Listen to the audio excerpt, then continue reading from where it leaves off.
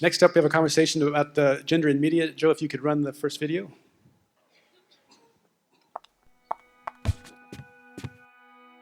Meet Jane. See Jane. See her? She makes up half the world's population. But you wouldn't know it by watching kids' media. On screen, Jane is outnumbered by a ratio of 3 to 1. When she is there, a lot of time it's purely as eye candy. And girls everywhere are watching. On average, over 7 hours a day. If they see Jane, it's with little to say, few career options, and even fewer aspirations. But we can change. Meet Jane. See Jane? She is half the world's population. She has important things to say. And she can be anything she wants to be. But to empower girls, we need to see Jane. SeeJane.org. If she can see it, she can be it. Madeline Di Nonno is CEO of the Gina Davis Institute for Gender in Media, the only research-based nonprofit working in the entertainment and media industry to accelerate gender and diversity representation in children's entertainment through cutting-edge research, education, and diversity programs. I'm very interested to be a part of this conversation. As I mentioned at lunch, I have 3 small daughters, and up until I had them, I didn't think much about these topics, but I think about them a lot now. So thank you very much for being here. I'm looking forward to the talk. Well, thank you. And I just want to thank Steve and Kyle for inviting me. And we do a lot of work with WDI, so we're just thrilled to be here. And I wanted to thank all of you for what you do, because it's actually because of you that I got interested in being in the entertainment industry. And it started with the 1965 World's Fair. I was 4 years old, okay, I just aged myself. And I clearly remember, like it was yesterday, it's a small world. I can see the boat, I can see us going through it, Elsie the cow, and Kyle actually told me it was GM who did this thing where you went in a car, GM car, and there were these huge, probably early motorized dinosaurs. And that inspired me to get into the entertainment industry. That was my first experience with experiential entertainment. So I wanted to say thank you. And by a show of hands, are you all familiar with Gina Davis? Do you know who she is? Very good, very good. So most of you know Gina as being an Academy Award winning actor. But you may not be as familiar with her advocacy for women and girls. And she always knew how difficult it was for women in Hollywood. You all know about it. It's being talked about constantly. And when she hit 40, her career fell off a cliff. But when she started having her children as a mom, she noticed this disparity in the media that she was watching with her daughter. And at the time, her daughter was 2 years old. And like any mom, she would be watching little kids' movies and DVDs and TV programs. And because she had this heightened awareness as an actor, she was astonished that when she would watch this programming, she didn't see a lot of female characters. And the characters that she did see were more than often hypersexualized, they were sidelined, they really didn't have much to do, and they served as eye candy. And so she'd say to her friends, hey, did you notice in such and such movie there's only one female character? And her friends would say, no, didn't notice. And she'd do the same thing when she'd meet with studio executives or producers on potential acting jobs. She'd say, hey, do you think there's a disparity in the media we're showing kids? And they would say to her, no, that's been fixed. We have this character, we have that character. And it was very sincere. They thought because they had one female character in the movie or the TV show, they had the whole gender covered.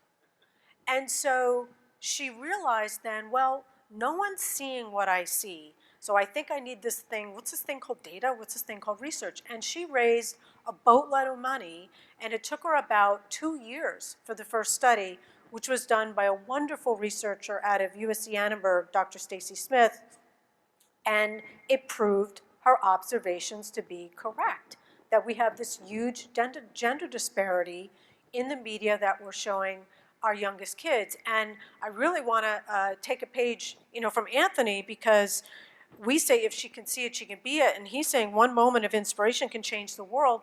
And that's our whole point of view. If we show children a media landscape that is gender balanced, that is inclusive, show girls and boys enjoying each other's stories, we can change the world overnight. So what I'm going to walk you through is two pieces of research. One is some global research that we did looking at the largest film markets around the world. And then the second piece of research actually is brand new and no one's ever seen it. And it's from our partners, J. Walter Thompson, who's one of the largest advertising agencies in the world. So Steve and Kyle asked me to put together some research just for you. So that's what I'm going to walk you through. So most of our studies covered U.S. media. We know U.S. media dominates the global landscape, but we do a lot of work with the UN and the State Department, and people kept saying, well, what about the rest of the world? What about the Western world? What about our other countries? So we were able to raise some money from the Rockefeller Foundation and from UN Women, and based on the money we had, we looked at the 10 largest film markets around the world, developed countries, the usual suspects, and we identified the 10 most popular films in each country that could be loosely categorized as family entertainment. And as you all know, there's no governing global rating system for films around the world. So what may be okay in Korea is not okay in the UK, is not okay, in China. So we kind of mushed this all together. And essentially, we had a few hundred movies. It was almost 6,000 characters. And we only count speaking characters for this study. And what we found, like the US, is that it's bereft of female presence. So we're 50% of the population, but yet still around the world in the largest film markets, it's still only about 30%. And the United States is around 28, 29%, depending on the year. And so when you kind of break this down, what was very interesting is, I said it was the 10 markets, but we actually had to create an 11th because there's so many co-productions between the US and the UK, we couldn't separate it. So we had to create almost its own market. And what's very interesting is the UK does pretty good. But look at what happens when you have the US-UK. We bring down, look at the numbers. So one of the things for all of you who are working around the world is what happens when the United States gets involved in another country? Because what we found in the film industry, and actually 7 out of 10 of those movies are action genre, is that we bring down their numbers. So as Americans, what are we doing? Are we using a gender lens, or are we being sensitive to how we may be changing things around the world? So what happens behind the camera? Because a lot of people ask us, well, why is this so? And so out of almost 1,500 filmmakers, it's almost a 4-to-1 ratio of what's happening behind the scenes. And think about it, as storytellers, you write and conceive and create stories based on what you know, what you grew up with. So if it's a 4-to-1 ratio of men to women, and in the United States it's actually 5-to-1 who are driving the stories, well, it's really logical to see why we're bereft of female presence. It's not this evil conspiracy against women in Hollywood that a lot of people like to think. It's purely unconscious bias, and women have as much unconscious bias, as men. So, looking at this around the world, it's really interesting. So the UK clearly leads in terms of the percentage of female writers in film. When you look at China, very interesting in China. China was very, very high in terms of percentage of female characters, high in terms of writers, producers. When you look at, Brazil, a lot of female characters. They may be very sexy, but there's still a lot of them. And then you look at, some of the other countries. So the US isn't the worst. We're almost the worst. We're not the best. And some of the other countries like China and Korea are doing far better. And I recently had a chance to go to Hong Kong, and I said, why do you think this is? And really they felt that because of the policies up until the past 35 years, that females were more treasured, and the whole fate of the family rested on that female, and then that became reflected in the movies. So the other thing we look at is what happens when women are in the driver's seat. And what you can see here is that when there's a female writer writing the movie, it's about a 7.5% increase in on-screen roles. And when it's a female director, it's about 6.8%. And we found in the United States, it's about a 10%, increase. So the other thing we look at is what are the physical depictions? What are the few female characters that we have? What are they doing? What are they wearing? How are they being depicted? And unfortunately, for the most part, female characters serve as eye candy and 2 to 3 times more likely to be shown as partially nude in very sexy attire. And how we define that is showing skin, a lot of showing of skin. And why it's important, just to give you an example, there's a study that we did not do out of Knox, Illinois, with 6-year-old girls. And essentially they found out that girls were self-sexualizing. And what that means is they were looking at themselves through the male gaze because of the media they were consuming. And they did this study with paper dolls. But in a nutshell, the girls wanted to be the sexy doll. And the reason was because that sexy doll was popular. She had a lot of money. She had a lot of friends. She got a lot of attention. And it was only with the mitigating language of a parent that that message didn't stick. And you have to think about it. Little kids, they don't have filters. They don't know what they're watching. They don't have critical thinking skills. So it's really, really important to understand the messages that we're pitching to them, especially with children under the age of 11. So the other thing we like to look at is, this was really interesting, females, teenagers that were in the 13-year-old range were as sexualized as women. Now, we didn't bother with people my age because pretty much so we don't even exist in movies and TV once you get to my age. So we really focused on 13 to 20 and 21. And it's shocking to believe that a 13-year-old would be represented and as sexualized as a woman in film, global. And this was across all 10 markets. So the other thing we look at is the world of work. So we know there's not that many female characters. They tend to be sexualized, but do they have a job? And what we found is that almost 76% of all the jobs shown across all of these 6,000 characters were male. And there was about 3,300 characters that were actually working. So now, what kind of jobs do they have? And actually, this information is organized based on the Bureau of Labor Statistics. And you could see that very few women in C-level positions, almost 90% of the jobs held by male, where in the US, women are about 25% of all C-level positions. When you look at the percentages in law, academia, medicine, sports, almost single digits. Now, you see there's a higher percentage of representation when it comes to life sciences, which will lead me to my next slide, because we've grown up seeing a lot of doctors on TV. And there's actually one category which we're at complete gender parity, and it's thanks to the crime shows like CBS and Bones, forensic scientists. So now they may be sexy and they may be running in Prada heels, which I'd love to see someone do that in real life, but because we've seen so many forensic scientists, female forensic scientists on TV, that the demand for those degrees has gone up by 75%. It's crazy.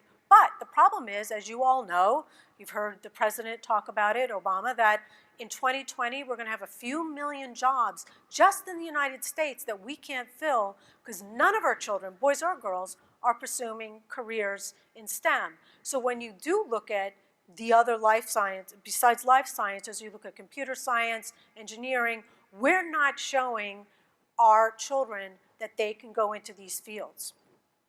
So the other thing that we look at is why does this matter?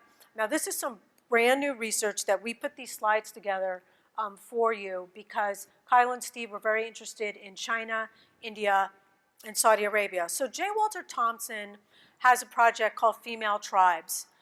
They rolled out as a BBC series, a 5-part series they have a book and they have a research study. And we asked them to insert some questions for us around why it matters in terms of role models in TV and film and how it may influence. So I'm just going to read through this.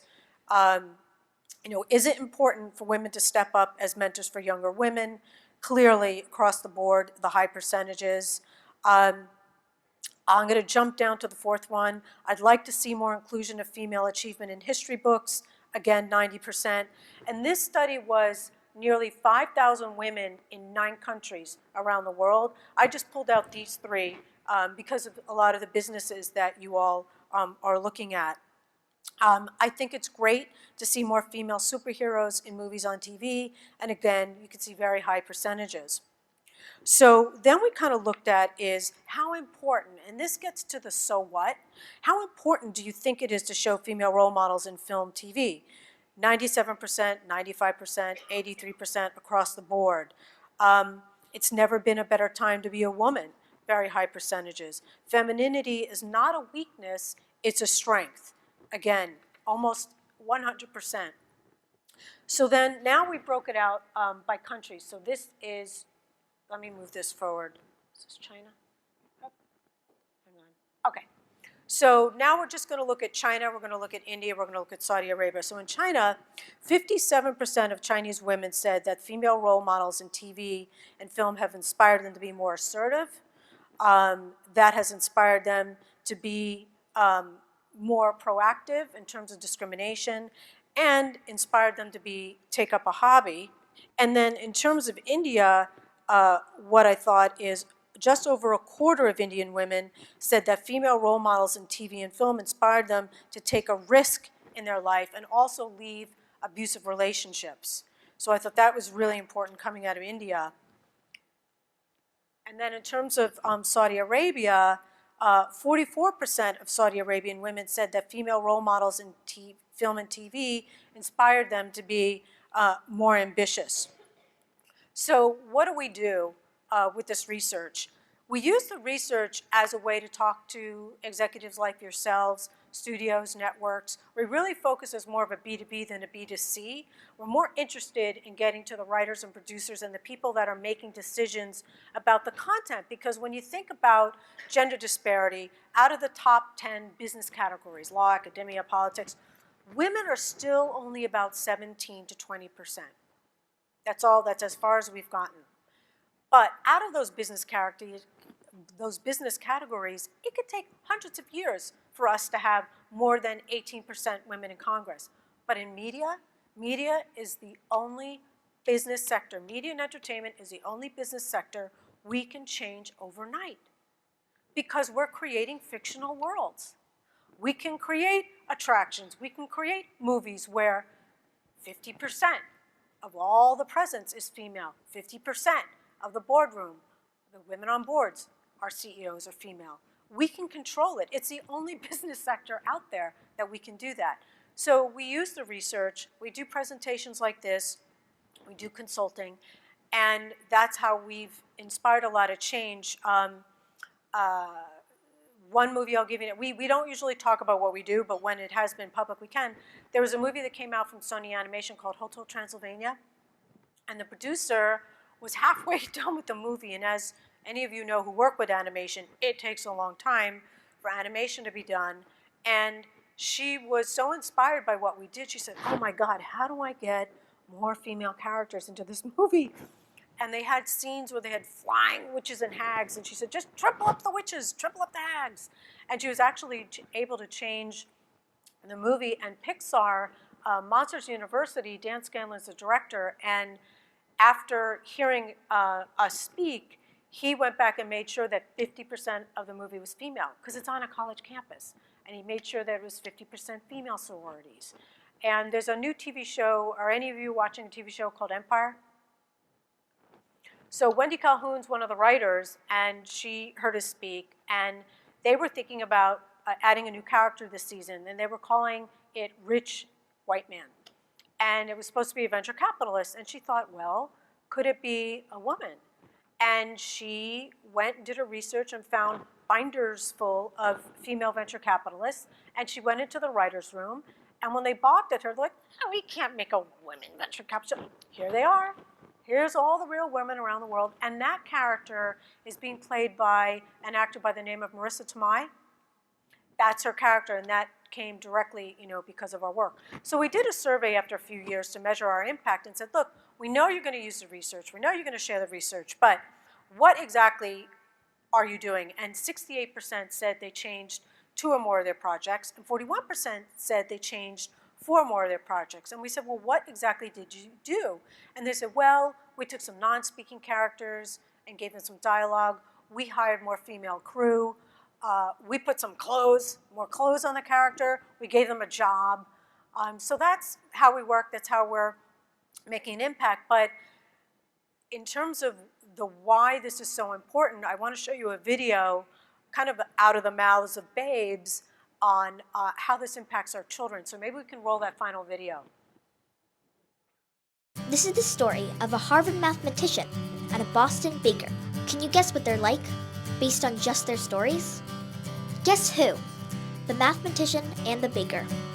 The mathematician loved numbers. Numbers have the power to build skyscrapers, write music, and even give you the rhythm to boogie. The baker was fascinated with all pastries. Simple ingredients, eggs, water, and flour can be combined to create cupcakes, crumble bars, and sticky buns. The mathematician went off to learn more about the power of numbers at Harvard University. The baker worked at several bakeries in order to learn more about the secrets behind cakes and pastries. What does the baker look like? He'd be chubby. It would have weird hair. Wearing a chef's hat and an apron. Someone with a really big black mustache. And 2 different colored eyes, one green and one yellow. Maybe a little icing on his face. He has cakes all around him. What does a mathematician look like? Maybe a blue suit with maybe a red tie. Big, really baggy pants. He has like this hair that sticks up. Someone who has glasses, brown eyes.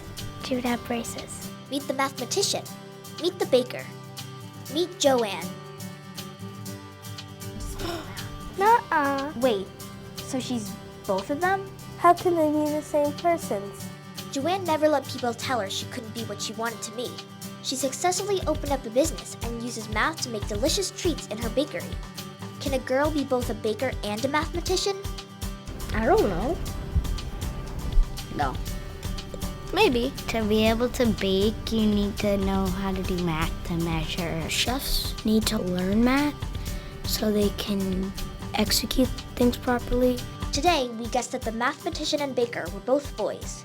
In reality, the baker and mathematician are one woman who chose to do what she wanted to do. Everyone has the right to choose what they want.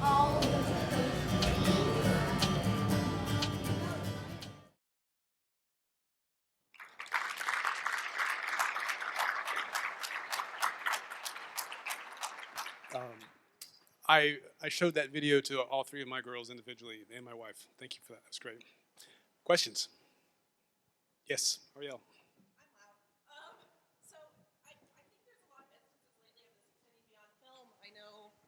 There was a lot of controversy going around, the main character of the new Star Wars movie is a girl, and when the toys came out, she was nowhere to be found. But on the flip side, you've got Barbie completely redesigning some new things. Are you guys starting to reach beyond film into how we're representing women in our merchandise and toys especially? Yes, and so when we meet with studios and networks, they talk about consumer products a lot. And so there's a lot of debates and discussions that are going on internally regarding that, and I think you'll see, a lot more, changes. And I do want to give a shout out because it's one of our colleagues, Jess Weiner, who has worked with Mattel for years and really worked very closely with them on making that change. And we actually had a chance to go there and see the whole line. And when you think about engineering and retooling, think about every single Barbie now has to have a different car, a different house, different clothes. So when you think about a business and how much money they have to spend to retool, times the 10 different Barbies that they have, it's an overwhelming commitment from Mattel. So we usually don't talk publicly about companies, but we have to really kudos to them, because what they've undertaken, if you even think about the numbers on that, the financial numbers, what they've done for that. So I think you'll start to see those trends, change. Yes. I've really enjoyed these 2 afternoon sessions. I think it points out how, even though the entertainment business is sometimes thought as maybe on the light side, in terms of where it might be termed as not rocket science, although there is a lot of rocket science in it. But we have a huge responsibility, and we have a huge impact due to the number of people that come to see and enjoy everything that we do. So I think this is just a fantastic reminder of the power that we have to truly change people's lives, even beyond what our immediate missions are. So I really thank both of the afternoon speakers so far for that. Thank you. It's funny, someone, an executive made a comment once to Gina and said, well, we don't want to put a message in our entertainment. It's entertainment. And she said, well, by leaving out half the population, you're automatically packing in a message. So, to build on what you said, and it's supposed to be entertainment, well, you need to be inclusive. You need to show all kinds of people. There was a question here.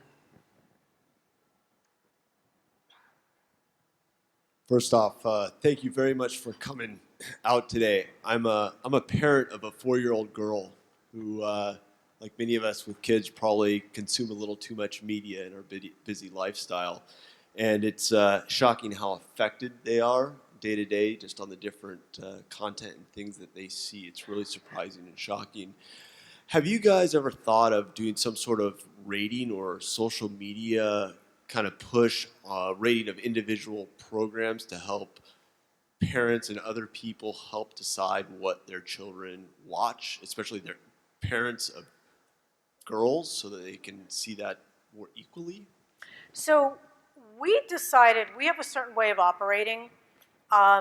You can't be all things to all people, and if we want to use research and we want to go behind closed doors to studios and networks and content creators, we can't turn around and shame and blame them in the press. So most of what we do is done privately. Clearly, this research is at a very macro level.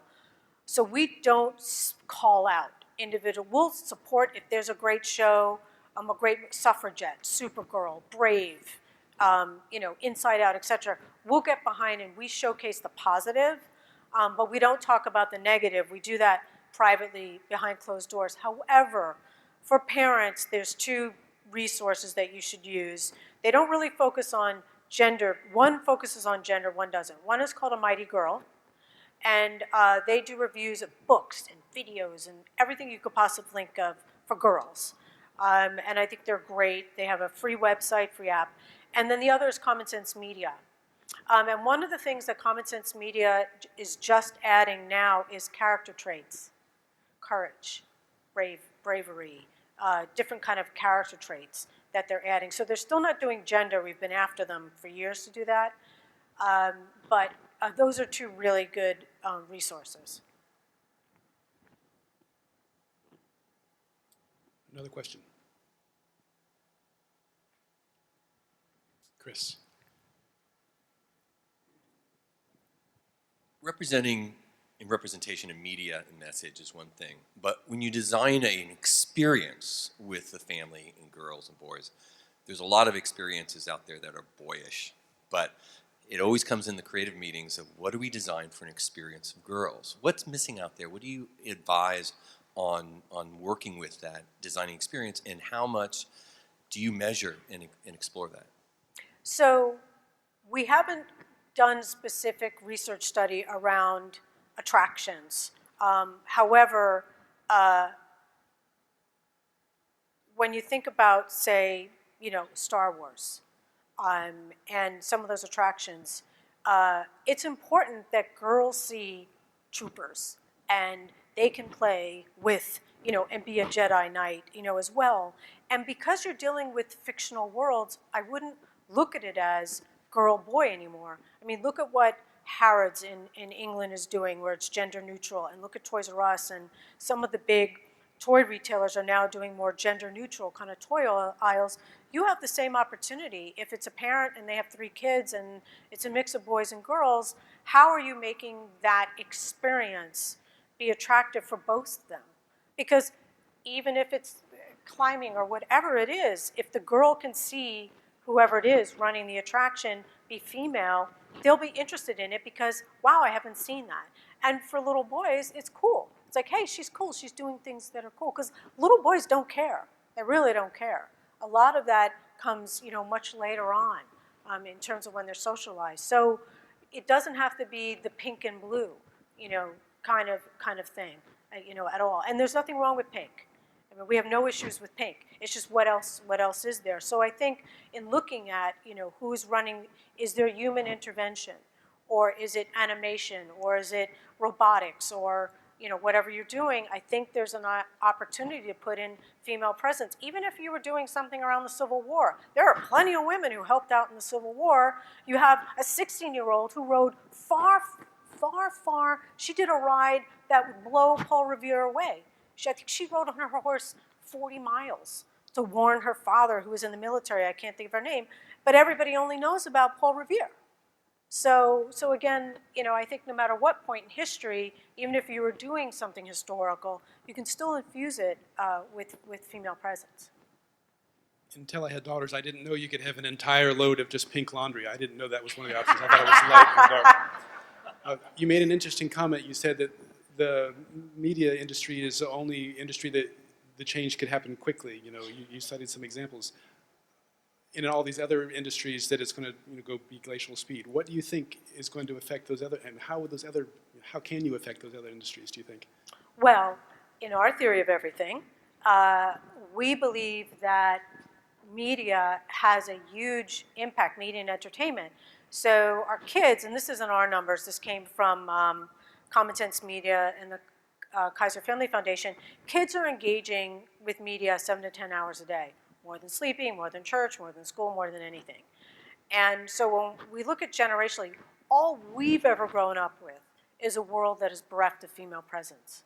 So by showing our youngest children, the first thing they see is a media and entertainment landscape that is 50-50, and that's diverse. So it's not only the gender, but it's also race and inclusion. Then they're just going to grow up that way. And it would be really odd for them to walk in a room that wasn't 50%, female. Or if they're choosing teams in sports, that it wouldn't be 50% female. So we believe and let life imitate art. That's our theory. I think we're out of time. Thank you so much for being here.